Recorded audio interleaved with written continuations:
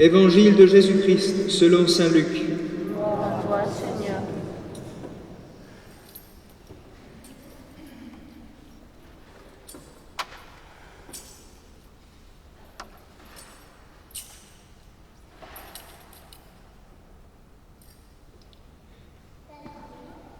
En ce temps-là, Jésus parlait aux foules du règne de Dieu et guérissait ceux qui en avaient besoin.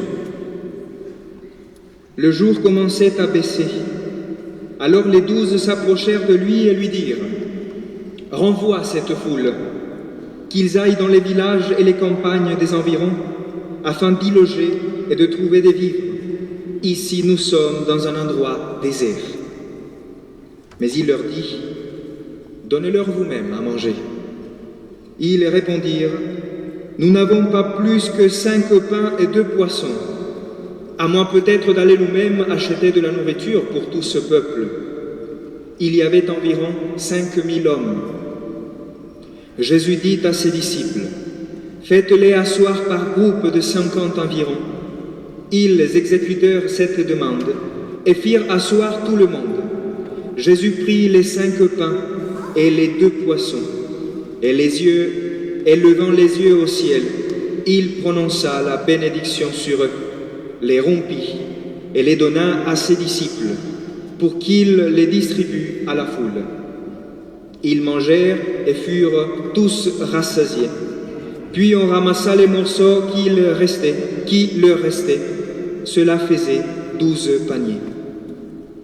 Acclamons la parole de Dieu. Louange à toi, Seigneur Jésus.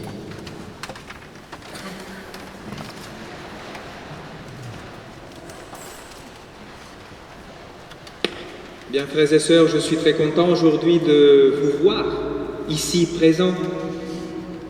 Je dis ça, je le suis d'habitude, mais je dis ça parce que je pensais que aujourd'hui, sur Internet, dans une société post-pandémique ou pendant, parce qu'elle n'est pas encore finie, mais si nous allons sur YouTube, nous pouvons avoir la messe que nous voulons. Et on a la messe du pape, et on a la messe du père je ne sais pas qui. Des choses très bonnes, hein, parce qu'il faut évangéliser, même sur les réseaux, d'accord. De temps en temps, il y a même les homélies du père Andrés qui circulent. Très bien, mais alors pourquoi on doit venir ici? Quelle est la chose la plus importante? Pourquoi on vient? J'espère que cette solennité puisse nous aider à nous poser cette question. Quel est notre rapport à l'Eucharistie? Quel est le sens?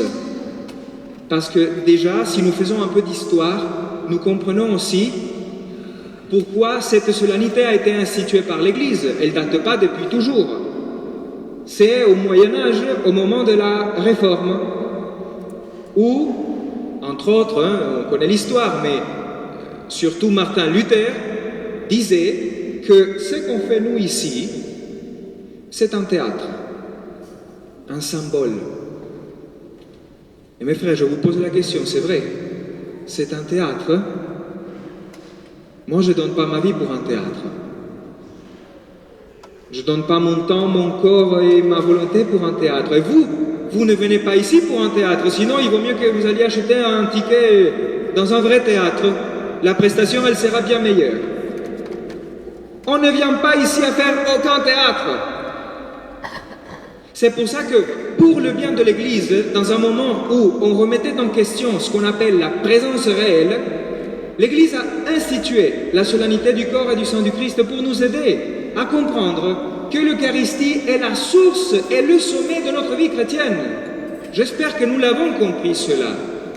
Je parle de façon spéciale aussi à ceux d'entre vous qui peut-être allaient commencer une préparation à recevoir la première communion.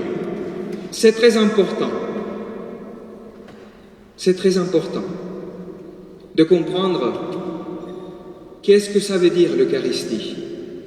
L'Eucharistie est tout d'abord un mémorial. Et qu'est-ce que ça veut dire un mémorial? Je ne veux pas vous gaver des mots théologiques incompréhensibles, parce que de toute façon l'Eucharistie est un mystère tellement grand qu'il faut aller doucement quand on en parle. C'est la source et la sommet de notre vie, pourtant on sait seulement que le Seigneur nous a dit de le faire et que c'est vraiment lui. c'est vraiment lui. Je disais que l'Eucharistie est un mémorial parce que le Seigneur a accompli par la croix tous les sacrifices de l'Ancienne Alliance. Qu'est-ce que ça veut dire? Que avant, le peuple d'Israël devait offrir des sacrifices, et l'un après l'autre. Mais le problème, la grosse critique de ces sacrifices, c'est qu'ils restaient extérieurs à l'homme. On faisait beaucoup de rites, beaucoup d'encens, beaucoup de tout ce qu'on veut. Le rite était extérieur. Le cœur n'y était pas. Il n'était pas impliqué. Et le Seigneur le savait. Et à un moment donné, le Seigneur dira à travers le prophète Isaïe, que m'importent vos sacrifices? Moi, je veux la miséricorde. Je veux un cœur contrit. Je veux la repentance. Voilà pourquoi le Seigneur est venu, lui, à accomplir tous les sacrifices d'une façon pleine, complète. Lui, il a mis tout son cœur là-dedans. Parce que nous aussi, aujourd'hui, nous avons le risque de venir à la messe juste à accomplir un rite. Et notre cœur n'y est pas impliqué. Peut-être nous vivons cela. Combien de fois il nous est arrivé de vivre la messe avec une telle superficialité qu'on sort et on ne sait même pas de quoi parler l'Évangile. Vous vous rappelez de l'Évangile? Bien sûr. Je dis ça pour nous aider, mes frères, à vivre le cadeau immense que le Seigneur nous a donné, l'Eucharistie. Et c'est un mémorial à ne pas confondre avec souvenir. Parce que vous savez quelle est la différence entre le mémorial et le souvenir? Lorsque Jésus-Christ dit « Faites ceci en mémoire de moi », il n'a pas dit « Faites ceci pour que vous vous rappeliez de moi ». C'est très différent le mémorial et le souvenir. Je vous fais un exemple un peu simple. Moi, je peux me souvenir de mes vacances au Costa Rica en janvier, chez moi. Ben, c'est pas pour autant que j'y retourne. Je m'en souviens. J'ai le souvenir ici et je peux voyager dans ma tête. Mais je ne bouge pas. Le mémorial, la différence, c'est que au moment même où on en fait mémorial, cet événement dont on fait mémorial se fait présent, ici et maintenant. Et c'est ce qui se passe à la messe. C'est que le Christ sur la croix est présent pour nous donner le salut. Alors, je dis ça dans des mots beaucoup plus simples, que chaque fois à la messe, tu peux ressortir consolé, avec la vie dedans. Combien de fois nous avons fait, contrairement à l'expérience que je viens de dire, nous avons fait l'expérience contraire de venir à la messe et ressortir avec une paix profonde. Pourtant, on quitte l'église et on est toujours aussi mal barré qu'au début. Les problèmes, ils n'ont pas changé. Mais en moi, j'ai une paix profonde parce que je sais qu'il y a quelqu'un qui m'a dit « N'aie pas peur, courage, je te donne ce dont tu as besoin, la nourriture, mon corps et mon sang. » C'est-à-dire qu'aujourd'hui, à la messe, le Seigneur peut vraiment te nourrir. Voilà pourquoi la messe est aussi un banquet. Et nous le voyons dans cet évangile, mes frères. Regardez comment cet évangile décrit notre situation dramatique. Nous avons, si nous sommes ici, c'est parce que nous avons commencé à suivre le Seigneur. Nous avons voulu le suivre. Peut-être nous sommes ici parce que nous nous posons des questions. Parce que le Seigneur a touché à la porte de notre cœur il n'y a pas longtemps même, peut-être. Et nous venons. Et nous commençons à suivre le Seigneur avec confiance, parce qu'on se sent aimé, parce qu'on sent qu'il nous aide, que c'est vraiment la vérité de ma vie. Sauf qu'en le suivant, comme toute cette foule, tout d'un coup on se retrouve au désert. Regardez que le Seigneur n'a pas fait les choses exprès. Il les amène au désert. Je ne sais pas si cette foule s'est rendue compte, mais il y a un moment donné où ils sont là, et même les disciples disent « Mais Seigneur, il faut renvoyer cette foule. On n'a rien à manger. Ici, on est dans le désert, on n'a pas pour dormir, qu'ils aillent dans la ville pour y loger, pour y manger. » C'est-à-dire une situation de précarité. Peut-être est ta situation aujourd'hui dans ton mariage, dans ta vie professionnelle, avec tes amis, avec tes parents, peut-être avec tes enfants, peut-être tu te trouves aujourd'hui dans un désert. Et quelle est la tentation? La tentation, c'est de fuir. Comme les disciples qui disent « Seigneur, envoie cette foule, on ne veut pas de problème, s'il te plaît. » Et le Seigneur dit « Non, ne fuis pas. Ne fuis pas devant tes problèmes, ne fuis pas devant tes peurs. Non. » Et le Seigneur dira une parole incroyable, il dit « Donne-leur vous-même à manger. » Il met à l'épreuve aussi les disciples, qui sont la figure de l'Église. Donnez-leur vous-même à manger. Alors les disciples lui disent, t'es gentil, mais on a juste 5 pains et 2 poissons, avant qu'on aille acheter nous-mêmes.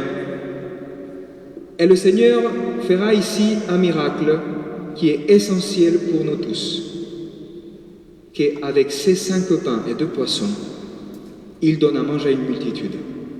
Ça, c'est l'image de l'Eucharistie, mes frères. Peut-être aujourd'hui, tu vois que dans ta vie, tu as juste ça. 5 pains et 2 poissons. Et le Seigneur dit, ça suffit. Donne-leur vous-même à manger avec ce qu'on a. Regardez que c'est impressionnant. Le Seigneur ne fait pas un miracle à partir de rien. Il veut se servir du peu dont nous disposons. Il se sert de ce peu pour faire ce miracle, pour nous dire tes problèmes, tes peurs, tes crises, tes difficultés, ces 5 pains et 2 poissons que tu as, donne-les-moi. Et avec ça, tu donneras à manger une multitude. D'abord, je te donnerai à manger à toi, et tu pourras après donner à manger une multitude. C'est pour cela que l'Eucharistie est vraiment un banquet, mes frères. Il nous nourrit. Tous les sacrements sont liés à l'Eucharistie. Mais il y a 2 sacrements qui lui sont liés de façon spéciale. Le sacerdoce, déjà, parce que le Seigneur a voulu, non pas leur donner à manger directement, il a voulu que ça passe par la main des apôtres. Donne-leur vous-même à manger. C'est-à-dire, mes frères, que mon sacerdoce n'a du sens que parce que vous êtes là et parce qu'on a faim de Jésus-Christ. Moi, aujourd'hui, je n'ai qu'un désir pour vous et pour moi, c'est de vous mettre dans le cœur cet amour pour Jésus-Christ. Parce que c'est ce qui donne sens à mon sacerdoce. Sans Eucharistie, il n'y a pas de sacerdoce. Dit comme ça. Et le deuxième sacrement qui est lié de façon spéciale à l'Eucharistie, c'est le mariage. Non pas seulement parce qu'on parle d'un banquet nuptial, un banquet des noces, mais parce que les époux chrétiens sont appelés à vivre d'une façon eucharistique. Et attention, ce n'est pas du romanticisme, hein? Vous allez le voir tout de suite et vous le vivez déjà à la maison. C'est quoi l'Eucharistie? L'Eucharistie, c'est le don total de soi. Jésus-Christ qui se donne, qui donne son corps jusqu'à la dernière goutte de sang, par amour pour nous. La vie des époux chrétiens est une vie eucharistique. C'est-à-dire que vous êtes appelés, vous, les mariés chrétiens, à vous donner entièrement, jusqu'à la dernière goutte de sang. Ça coûte? Oui, ça coûte. Quand ton mari est un insupportable et qui te parle mal, ça coûte? Oui. Et tu es sur la croix. Et tu es appelé à l'aimer. Et quand ta femme aussi ne t'écoute pas et fait ce que... Vous pouvez mettre les exemples que vous voulez. Ça coûte? Oui, ça coûte. Mais vous êtes appelé à vous pardonner, non pas par moralisme, mais par grâce de Dieu. Et reproduire en vous l'image de Jésus-Christ au sein du couple chrétien. C'est pas romantique du tout. C'est la croix, mes frères. Mais c'est là où nous avons la vie. Voilà pourquoi aujourd'hui nous tous demandons au Seigneur la grâce d'être nourris. Aujourd'hui aussi, je voudrais vous poser une question. C'est quand la dernière fois que tu as communié? Parce que peut-être qu'il y a certains d'entre nous qui a bien longtemps qu'on ne communie pas. Évidemment, il y a des situations douloureuses qui font que, aujourd'hui peut-être, on ne peut pas communier. C'est vrai, et je le comprends.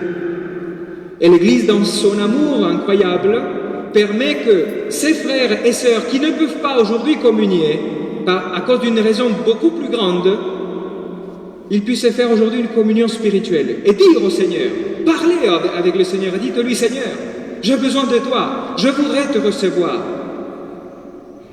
Mais peut-être c'est juste parce que ça fait aussi un moment qu'on ne se confesse pas. Et qu'est-ce qu'on attend? C'est notre nourriture, mes frères. Parfois on est mort et on ne sait même pas pourquoi, mais tu m'étonnes. C'est quand la dernière fois que tu as reçu le Seigneur et que tu as vraiment saisi ce qui se passe, mes frères. Parfois j'ai même la chair des poules à penser que quand nous mangeons le Seigneur, il rentre vraiment de façon physique en nous. Et comme disait Saint Jean Chrysostome, c'est dommage parce que à une époque dans l'Église, on communiait tous au sang du Christ. Par des raisons pastorales, on ne peut pas le faire. Encore moins maintenant à cause du Covid. Mais ça serait l'idéal, même si la communion au corps du Christ est la communion au Christ tout entier. Mais le signe nous aide. Saint Jean Chrysostome disait, imaginez cette image tellement forte. Vous savez que quand on boit de l'alcool, il va où? aux veines. Saint Jean Chrysostome disait, quand nous buvons au sang du Christ, le sang du Christ coule dans nos veines. Non mais attendez, quel mystère mes frères, que quand nous communions au corps et au sang du Christ, nous devenons à notre Christ. Le Seigneur est vraiment en nous. C'est pour cela que on n'est pas obligé de nous mettre à genoux quand on va arranger le Saint-Sacrement, parce que nous sommes déjà un sacrement, un tabernacle vivant. Vous comprenez ça? Que le Seigneur nous invite à reproduire, à nous laisser habiter par lui. À ce moment-là, il pourra nous dire, maintenant donne à manger à ceux qui ont faim. Donne une parole, parce que nous avons le Christ en nous. Demandons au Seigneur cette grâce, mes frères, et puis un dernier mot sur l'adoration, pour que nous puissions comprendre. Ne nous scandalisons pas de ce que je vais dire, mais vous savez quoi? L'adoration est secondaire. Mais ce n'est pas parce que c'est secondaire que ce n'est pas important. Je vous explique. Le but de l'Eucharistie, c'est quoi? Est-ce que c'est vraiment de l'adorer toute la journée? Le premier but de l'Eucharistie, c'est pas ça. Le but de l'Eucharistie, c'est que toi, tu puisses le manger. Si le Seigneur s'est fait, disons comme ça, pain, s'il a voulu venir dans la forme du pain, c'est pour que tu puisses le manger, pour qu'il puisse entrer en toi. L'adoration est très importante et elle prépare la communion. C'est-à-dire que l'adoration doit susciter en nous le désir de communier, d'être une seule chose avec le Seigneur et de lui parler et de lui dire, Seigneur, je veux être en toi, je veux être tout à toi, transforme ma vie. Voilà pourquoi au moment de la consécration, tous les chrétiens sont appelés à déposer toute votre vie sur cet autel et à dire au Seigneur, Seigneur, regarde mes souffrances, regarde mes problèmes, je te les laisse, pour que puisse, comment dirais-je, se donner ce miracle qu'on appelle la transsubstantiation. C'est simple, hein? C'est pas une transformation. Le pain et le vin resteront dans la forme du pain et du vin. Mais il y a une transsubstantiation, c'est-à-dire il y a la substance qui change. C'est vraiment le corps et le sang du Christ. De la même façon, ta vie, elle peut subir aujourd'hui une transsubstantiation. Si tu laisses tous tes problèmes au Seigneur dans cet autel, il vient pour faire la transsubstantiation, c'est-à-dire te donner une nouvelle substance. C'est-à-dire que la forme ne va pas changer. Ton mari restera le même insupportable qu'il a été depuis toujours. Mais la substance de ton mariage peut être renouvelée. Ta femme restera celle qu'elle est avec toutes ses manies. Si elle parle beaucoup, elle continuera à parler beaucoup. Si elle ne parle pas, elle continuera à ne pas parler. Mais la substance peut changer. C'est-à-dire la façon de vivre ta vie chrétienne. Tes problèmes, peut-être le Seigneur t'aidera, mais peut-être beaucoup ne changeront pas de forme. Mais en toi, tu auras une substance nouvelle, parce que tu auras reçu le corps du Christ, et Jésus-Christ viendra habiter en toi. Voilà mes frères, je m'arrête là, parce que de toute façon, après la consacration, nous disons, il est grand le mystère de la foi. Ben oui, parce qu'il est tellement grand, qu'on peut à peine en parler. C'est tellement le point central de notre vie que parfois on ne sait même pas quoi dire. Une seule chose, que le Seigneur se fait vraiment présent ici, et il vient habiter en toi, pour te donner une nouvelle vie. J'espère que le Seigneur te donne faim de lui aujourd'hui, qu'il te donne envie de le recevoir et que tu puisses lui parler aujourd'hui et lui dire, Seigneur, viens m'habiter au plus profond de mon existence. Demandons cette grâce spéciale aujourd'hui dans cette solennité du corps et du sang du Christ. Amen.